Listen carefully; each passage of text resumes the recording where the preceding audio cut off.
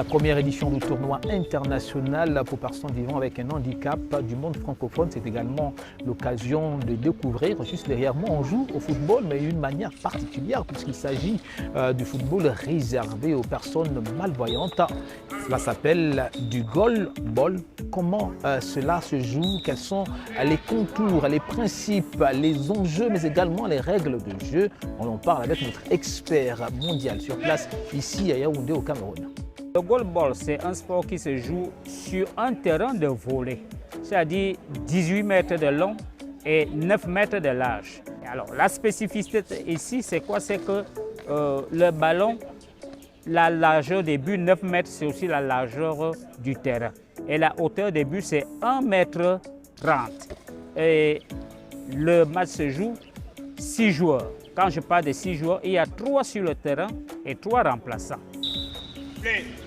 Ce sont des personnes malvoyantes. Il y a des tests qui sont faits avant pour se rassurer qu'elles sont justement malvoyantes. Mais petit fait un peu particulier, c'est qu'au-delà de tout ce qui peut être fait comme test pour se rassurer, il y a que ces malvoyants, vous le remarquez certainement avec moi, ont des bandages sur les yeux. Alors avec notre expert également, nous allons comprendre pourquoi est-ce obligatoire ces bandages et pourtant on parle des personnes malvoyantes. La cécité dépend du degré d'acuité visuelle. Ça veut dire qu'il y en a qui voient, bon, il y a des malvoyants, il y a des malvoyants profonds, il y a des malvoyants légers et il y a des aveugles complets.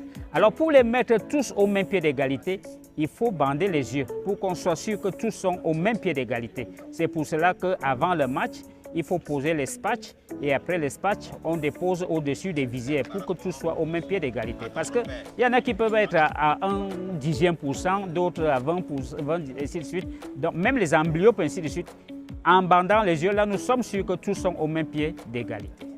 Voilà comme quoi les personnes vivant avec un handicap ont également le droit de rêver à être des sportifs de haut niveau, rêver à faire retentir l'hymne national de leurs différents pays à travers les différentes compétitions à travers le continent et bien au-delà. Ici au Cameroun, on a pris la mesure de cette discipline, sinon de ces réalités, puisqu'il y a toute une fédération qui s'occupe des personnes vivant avec de handicap. On espère également que ce qui se passe ici au Cameroun servira de leçon, notamment au Gabon, puisque nous sommes là présents à cette édition, mais aux autres pays également sur le continent, parce qu'on est déficient mental, on est déficient aveugle, on est peut-être handicapé, mais ça ne fait pas de nous des sous-hommes. On est des hommes également au même titre que tout le monde. On a le droit de rêver et encore de rêver à travers la pratique du football.